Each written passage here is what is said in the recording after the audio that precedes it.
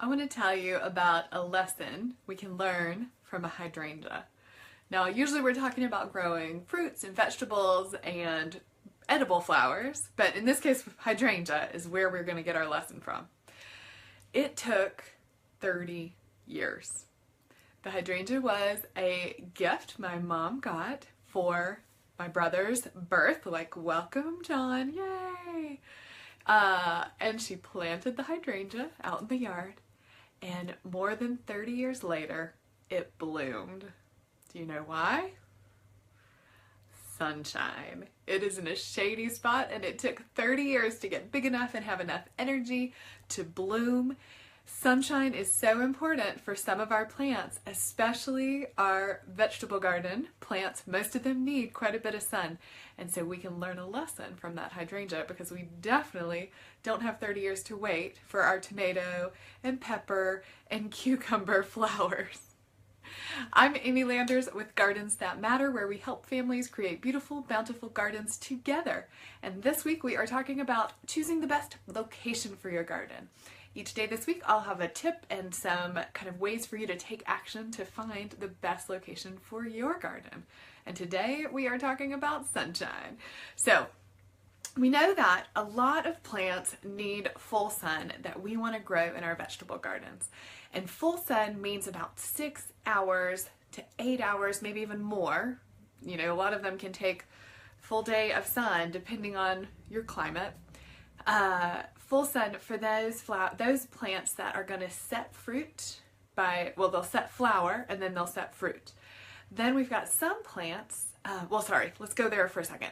So set flower, set fruit. So what kinds of plants fit that category? Tomatoes, peppers, cucumbers, squashes, beans, all of these things that we eat the fruit of, and using the term botanically, right? So not necessarily like a fruit like an apple, but a tomato is a fruit because it has seeds inside it. So something that flowers and then sets fruit, aka vegetable in the case of a lot of these, those things are going to need 6 to 8, maybe even more hours of sun to be productive. Then we've got a group of plants that we eat the roots of. Carrots, beets, radishes, onions, garlic. They can get by with a little bit less sun. They can go with between 4 and 6 hours of sun. They can still be in full sun, no problem, for most of those, but they can also tolerate some part sun settings. Then we've got some things that are going to be okay in partial shade. So lettuces, anything we eat the leaves of, lettuces, some of our herbs, some of our like more tender herbs. So think of the herbs like cilantro, or like maybe sorrel might be one. Some of the mints can get by with less sun. Things that like live in a hot, dry place. So rosemary, basil, that like the heat, they're probably going to also need the sun. But a lot of our lettuces, chard, kale, collards can get by with even less sun, so they can be in part shade, and that's like 4 hours of sun. And in the middle of the summer, really the lettuces, the spinach, the chard, those leafy greens are going to probably be happier in some shade than in like full blazing summer sun. So let's talk a little bit about how the sun moves through the day and through the seasons, and then we'll talk about 3 ways for you to measure it in your own home, in your own yard, so you'll know the best place. All right, so we are in the northern hemisphere, and in the northern hemisphere, the sun rises in the east and sets in the west and tracks across the sky. So if you think about it, the shadows will move. Let me think. Sorry, I have to. If you were looking at your house from above, the shadows move. I should have thought that through earlier. They move clockwise. Shadows move clockwise. So if you had your house here, right, then the shadows are here and they move around the house because the sun moves around the house. Now, the way that I have the phone set up, I'm looking at the front camera of the phone, so it sometimes reverses things. So take all this with a grain of salt. But think about in your own home, like use your own house. Think about where the sun rises. Which window do you see it out of? Where does the sun set? Where do you see it go over the horizon or over the nearby buildings? And then think about when it's moving, those shadows are moving clockwise. So Each day we've got that going on. Then we've got our seasonal changes. So we're going to use our little house here to help us look at our seasonal changes. So in the winter, the sun is, for most of us, low on the horizon. So it kind of tracks across the horizon. So think of this in 3D. So the sun is going to come up and stay low and then go down, right? Then this time of year, and in the fall, so this is spring and fall, the sun is kind of in the middle here. So the sun is starting to get higher. You think of winter and you think of those really long shadows, and that's because the sun is low to the horizon. It's tracking low to the horizon. In spring and fall, we start to see it works its way up, right? So it's going kind of through the middle of the sky if you're looking out towards the horizon. And then in summer, we've got the sun that's high, right? And so you get high noon, right? So at noon, the sun is almost directly overhead for many of us, depending on where you live. If you live in Alaska, if you live near the equator, these things are going to be different. But where most of us live, kind of in the middle of North America, you're going to see this change from a low winter sun to a high summer sun. And the summer sun will rise in the east. It'll be high in the sky all day long and then set in the west. So these seasonal changes make a difference because some of the shade cast by the house, by the winter sun, you're going to have this really deep shade. But in the summer sun, the shade is going to be less intense, and so you maybe do have room to plant something closer than you thought, because remember, the sun is going to be higher in the middle of the summer. So this is something to start watching. I remember the first time I learned about this in my permaculture design class, it seems like, how did I not know that, right? Like, it's so amazing to think about, and it's something we see all the time, but I just hadn't thought through that's how it happens. So something for you to observe in the coming seasons is where the sun is in the sky, how it's tracking across the sky, because that will make some subtle differences in where you plant in your yard. But the big kind of full sun, partial shade, full shade varieties, you can get a really good idea about right now. And so I'll have 3 approaches for you to do that. So the first one is to get out a notebook that has, notebook paper. Borrow some notebook paper from your kids. And this way, this approach is going to be just making a chart. So down the left-hand side, you're going to put the hours. So you might start at 7 or 8. 7 a.m., 8 a.m., 9, 10, 11, 12, all the way until close to sunset. You might go till 8, maybe even 9. And then across the top, you're going to have your areas that you're considering for your garden. So you could have, your current garden area, or the area next to your mailbox, or the area next to your driveway. So you kind of are going to have some places in mind already. And then at each hour, you're going to set your timer on your phone, and you're going to let it go off every hour, and you're going to go outside and look and make a little note. Is it in full sun? Is it full shade? Is it partial shade? And by the end of the day, you're going to have this really good record. Now, I don't know about you, but it would be very hard for me to go outside once an hour every day. So I have another approach for you. I see Christy joined us. Hey, Christy, how are you? Are you growing a garden? You guys probably have a garden, don't you? I feel like I've heard stories of your garden from years ago. Your family's garden, anyway. All right, so the approach number 2 is also going to be an estimate, but we're going to use a little less regular checking because it is hard to get outside and look every hour. So you could spread out your notebook paper chart over several days. So one day do the morning, one day do the afternoon, one day do the middle of the day. You could do that for sure. But another approach would be to use a map. And so, if you've done our 7-day garden challenge, Christy says, of course we do, hooray! Tell me about what you're excited about this spring, if you have a second.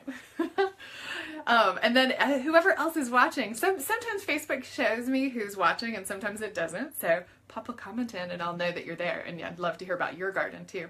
If you're watching the recording later, I always love to hear about y'all's gardens. So leave me a comment and tell me what you're excited about growing this year. All right, now our map approach. So if you have done our 7-day challenge, you have made a colorful map of your garden, your plan. Hey, Melissa, I'm looking forward to talking to you soon. So if you did this, then you have kind of this basic idea of where things are in your garden. If you haven't done our 7-day challenge before, you are welcome to join us. We will have another one starting on Friday, and there's a link for it in the description. But what you can do is take this complex drawing and put a piece of paper over it and trace over the big things. So the house, the trees, the sheds, and now you have a much simpler drawing. And so now we're just going to go outside 3 times. So we'll go out mid-morning, midday, mid-afternoon. And then we're going to take our pencil, whoops, and you're going to do 3 of these is what I recommend. So do 3 copies. And again, I just like put this over the top and traced it with a Sharpie. And you're going to take your pencil, see if I can find one. And you're going to say, you know, this is, let's say this is the 10 o'clock one. We're going to do, just color in the shade. Can y'all even see that? I don't even. So you're going to color in the shade. And you're going to do that each time. You may need a darker, maybe you want to use a pen. You may need it to be darker.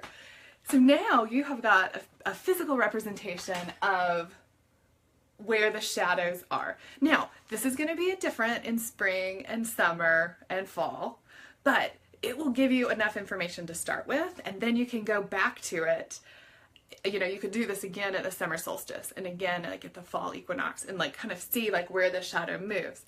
And one idea I got from the Anna over at the Walden Effect is to use like a photo editor to put these together, and like what a great way to store them too. So you could snap a picture of this and then bring it into, like, if you have Photoshop, or there's a free version called GIMP, or there's also a program that's an online version called Canva. What you are looking for is something that lets you have layers. And you're going to bring it in and you'll name it like spring morning, and then you'll have your spring midday and your spring afternoon, and you can name it and then put them all together and set transparency. So each one is, you know, 50% transparent. So you can now see, like, let's hold it up one more time. So now you can see like this area is shady all day long. So this becomes my full shade area. And this area is sunny all day long. So this becomes my full sun area. So by stacking these up with the photo editor, you get this more in-depth picture that you can then use when you're picking where to put things. So Melissa's sticking mostly to containers this year, but that's brilliant, Melissa, because you can put them where you think they're going to work well, and then if they're not, you know, like if your tomatoes just don't seem to be doing that well, you can move those containers to a sunnier area, especially as you're out there observing and just out there at different times of day. One of the things I love about this map approach, and you can use the chart approach too, is that you can split it up over a few days so that you are not having to get out there on a, you know, like time after time after time. That's really interesting to have that information, but realistically with kids, with life, it's hard to do that. So let it be something you do over the course of a week and get the kids involved and let them have a copy. If you have a printer that can make a copy, do that one really good one with that Sharpie so it's real dark, and then make copies of it and everybody can go out and draw in the shade. So the third way to do this is they do make, obviously, tools to help you do this, like equipment. So you can buy something called a sunlight calc or a sunlight calculator, and it's actually a little disc that goes over, and you, as the sun goes over, it tracks the sunlight and it will tell you whether you have full sun, full shade, or somewhere in the middle. So that's really neat. I'll put a link to that in the notes afterwards. So Christy, I see that you're getting ready to leave, and I'm going to actually be signing off soon too, but thank you so much for jumping on. And Melissa, I'm going to see you soon too. So those are 3 ideas just to wrap up real quick, 3 ideas for ways to look at how the sun's moving across your yard and really start to observe your garden and your yard in a different way. If you do this and you find out that you have planted something in the wrong place, don't stress out about it. Plants are pretty resilient, and you know, a tomato is probably not going to do that well in full shade, but it may do fine in partial shade. In fact, sometimes at higher altitudes, like in Albuquerque, those tomatoes actually do better with a little bit of shade.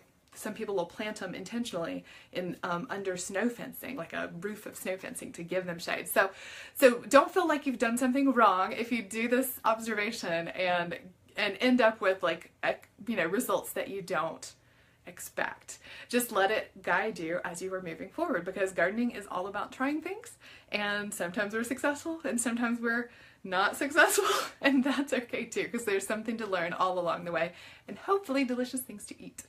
So we've got a few more tips for choosing just the right spot for your garden coming later this week, and so until then, happy gardening!